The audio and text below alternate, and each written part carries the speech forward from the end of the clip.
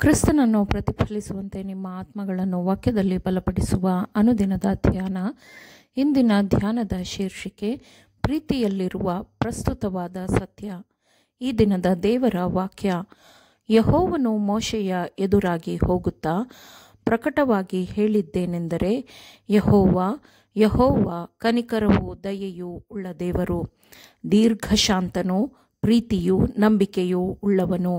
ವಿಮೋಚನಾ ಕಾಂಡ 34ನೇ ಅಧ್ಯಾಯ 6ನೇ ವಚನ. ಕರ್ತನು ಶೀಘ್ರದಲ್ಲೇ ಬರಲಿದ್ದಾನೆ. ದೇವರ ಮಕ್ಕಳು ತಾವು ದೀರ್ಘಕಾಲದಿಂದ ನಿರ್ಲಕ್ಷಿಸಿದ ಕೆಲಸವನ್ನು ಮಾಡಿ ಮುಗಿಸಲು ದೇವದೂತರು 4 ದಿಕ್ಕಿನ ಗಾಳಿಗಳನ್ನು ಹಿಡಿದಿದ್ದಾರೆ. ನಾವು ಈ ಲೋಕದಲ್ಲಿ ಏನನ್ನು ಮಾಡಬಹುದೆಂಬುದರ ಅರ್ಧದಷ್ಟಾದರೂ ನಾವು ಎಚ್ಚರಿಕೆಯಿಂದ ತಿಳಿದುಕೊಂಡಿಲ್ಲ. ಮನೆಯಿಂದ ಮನೆಗೆ ಹೋಗಿ ಮಾಡುವ ಕೆಲಸವು ಆತ್ಮಗಳನ್ನು ತಲುಪುವ ಒಂದು ಅತ್ಯಂತ ಯಶಸ್ವಿ ಮಾರ್ಗವಾಗಿದೆ.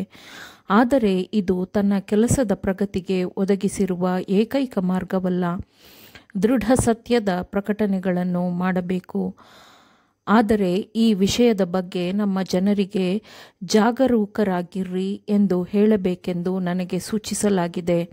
ಸಂದೇಶಗಳನ್ನು ಕೊಡುವಾಗ ಇತರ ಸಭೆಗಳ ಮೇಲೆ ಯಾವುದೇ ವೈಯಕ್ತಿಕವಾದ ಒತ್ತಡಗಳನ್ನು ಮಾಡಬೇಡಿರಿ ಮತ್ತು ನಮ್ಮ ಮಾತುಗಳ ಬಗ್ಗೆ ನಾವು ಜಾಗರೂಕರಾಗಿರೋಣ. ಅಧರ್ಮದ ರಹಸ್ಯಗಳನ್ನು ಖಂಡಿಸುವಾಗ ಮತ್ತು ಬಹಿರಂಗಪಡಿಸುವಾಗ ನಮ್ಮ ಸುವಾರ್ತಿಕರು ತಮ್ಮದೇ ಆದ ಆಲೋಚನೆಗಳನ್ನು ಪಾಲಿಸಬಾರದು. ಇಂತಹ ವಿಷಯಗಳಲ್ಲಿ ಹೆಚ್ಚಾಗಿ ಮೌನವು ವಾಕ್ಚತುರತೆಯಾಗಿರುತ್ತದೆ. ಅನೇಕರು ಮೋಸ ಹೋಗಿದ್ದಾರೆ. ಪ್ರೀತಿಯ ಭಾಷೆಯಲ್ಲಿ ಮತ್ತು ಪ್ರೀತಿಯ ಸ್ವರಗಳಲ್ಲಿ ಸತ್ಯವನ್ನು ಮಾತನಾಡಿರಿ. ಕ್ರಿಸ್ತನನ್ನು ಮಾತ್ರ ಉನ್ನತೀಕರಿಸಿರಿ. ಸತ್ಯದ ದೃಢತೆಯನ್ನು ಕಾಪಾಡಿಕೊಳ್ಳಿರಿ. ಯಾರಿಗಾದರೂ ಒತ್ತಡ ಹೇರುವ ಉದ್ದೇಶದಿಂದ ದೇವರು ಗುರುತಿಸಿರುವ ನೇರ ಮಾರ್ಗವನ್ನು ಎಂದಿಗೂ ಬಿಡಬೇಡಿರಿ. ಆ ಒತ್ತಡವು ಬಹಳಷ್ಟು ಹಾನಿಯನ್ನುಂಟು ಮಾಡಬಹುದು ಮತ್ತು ಯಾವುದೇ ಒಳ್ಳೆಯದನ್ನು ಮಾಡದಿರಬಹುದು. ಅದು ಅವರಲ್ಲಿ ಅಪರಾಧ ಸಿದ್ಧಿಯನ್ನು ಹೆಚ್ಚಿಸಬಹುದು. ತಪ್ಪು ಮಾಡುವವರ ಮಾರ್ಪಡದ ಕಥೆಯನ್ನು ಸತ್ಯವೇ ಹೇಳಲಿ. ತಾವು ಪಾಲಿಸಿಕೊಂಡು ಬಂದಿರುವ ದೋಷಗಳಿಗಿಂತ ಸತ್ಯದ ಪ್ರಯೋಜನವನ್ನು ಜನರು ತಕ್ಷಣವೇ ಪರಿಗಣಿಸುತ್ತಾರೆ ಎಂದು ನಿರೀಕ್ಷಿಸಲಾಗುವುದಿಲ್ಲ. ತಪ್ಪುಗಳನ್ನು ಪ್ರಕಟಪಡಿಸುವ ಉತ್ತಮ ಮಾರ್ಗವೆಂದರೆ ಅದು ಸತ್ಯದ ಸಾಕ್ಷಿಗಳನ್ನು ಪ್ರಸ್ತುತಪಡಿಸುವುದೇ ಆಗಿದೆ. ಇದು ತಪ್ಪಿಗೆ ನೀಡಬಹುದಾದ ಅತ್ಯಂತ ದೊಡ್ಡ ಖಂಡನೆಯಾಗಿರುತ್ತದೆ. ನೀತಿ ಸೂರ್ಯನ ಪ್ರಕಾಶಮಾನವಾದ ಬೆಳಕನ್ನು ಪ್ರತಿಫಲಿಸುವ ಮೂಲಕ ಮನಸ್ಸಿನಲ್ಲಿ ಇರುವ ಕತ್ತಲೆಯ ಮೋಡವನ್ನು ಹೋಗಲಾಡಿಸಿರಿ. ಇತರ ಸಭೆಗಳಿಗೆ ಮಾತನಾಡುವ ಅವಕಾಶಗಳು ನಿಮಗಿರಬಹುದು.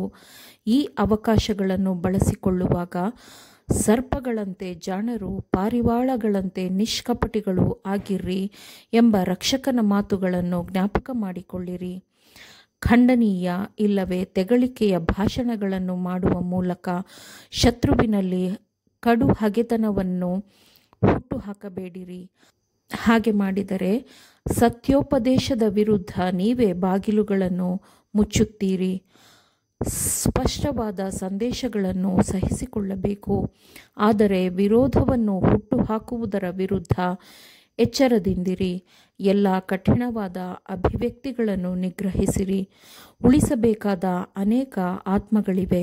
ರಕ್ಷಣೆಗಾಗಿ ಮಾತುಗಳಲ್ಲಿಯೂ ಕಾರ್ಯಗಳಲ್ಲಿಯೂ ಬುದ್ಧಿವಂತರಾಗಿರಿ. ನೀವು ಸಂಪರ್ಕಕ್ಕೆ ಬರುವ ಎಲ್ಲರಿಗೂ ಕ್ರಿಸ್ತನ ಪ್ರತಿನಿಧಿಗಳಾಗಿರಿ. ಮನುಷ್ಯರಿಗೆ ಶಾಂತಿ ಮತ್ತು ಸದ್ಭಾವನೆಯ ಸುವಾರ್ಥ ಸಿದ್ಧತೆಯ ಪಾದರಕ್ಷೆಯನ್ನು ನೀವು ಧರಿಸಿರುವುದನ್ನು ಎಲ್ಲರೂ ನೋಡಲಿ. ಕ್ರಿಸ್ತನ ಆತ್ಮದಿಂದ ತುಂಬಿದ ಕೆಲಸಗಳನ್ನು ಮಾಡಲು ನಾವು ಮುಂದಾದರೆ ನಾವು ನೋಡುವ ಫಲಿತಾಂಶಗಳು ಅದ್ಭುತವಾಗಿರುತ್ತದೆ. ದೇವರ ವಾಕ್ಯವನ್ನು ನೀತಿ, ಕರುಣೆ ಮತ್ತು ಪ್ರೀತಿಯಿಂದ ಮುಂದೆ ತೆಗೆದುಕೊಂಡು ಹೋದರೆ ನಮಗೆ ಅಗತ್ಯವಿದ್ದಾಗ ಸಹಾಯವು ಒದಗಿ ಬರುತ್ತದೆ. ಸತ್ಯವು ಜಯಗಳಿಸುತ್ತದೆ ಮತ್ತು ವಿಜಯವನ್ನು ಹೊರುತ್ತದೆ. ಆಮೇನ್. ದೇವರ ವಾಕ್ಯಗಳನ್ನು ಶ್ರದ್ಧೆಯಿಂದ ಆಲಿಸುವವರು ಮಾತ್ರವೇ ಆಗಿರದೆ ಪಾಲಿಸುವವರೂ ಆಗಬೇಕೆಂದು ನಿಮ್ಮನ್ನು ಉತ್ತೇಜಿಸುತ್ತೇನೆ. ಪರಿಶುದ್ಧಾತ್ಮನ ಸಹಾಯದಿಂದ ಆಲಿಸಿದ ನಿಮ್ಮೆಲ್ಲರಿಗೂ ಧನ್ಯವಾದಗಳು. ಮತ್ತೆ ದೈನಂದಿನ ಧ್ಯಾನಕ್ಕಾಗಿ ನಾಳೆ ಸಂಧಿಸೋಣ. ಆಮೇನ್.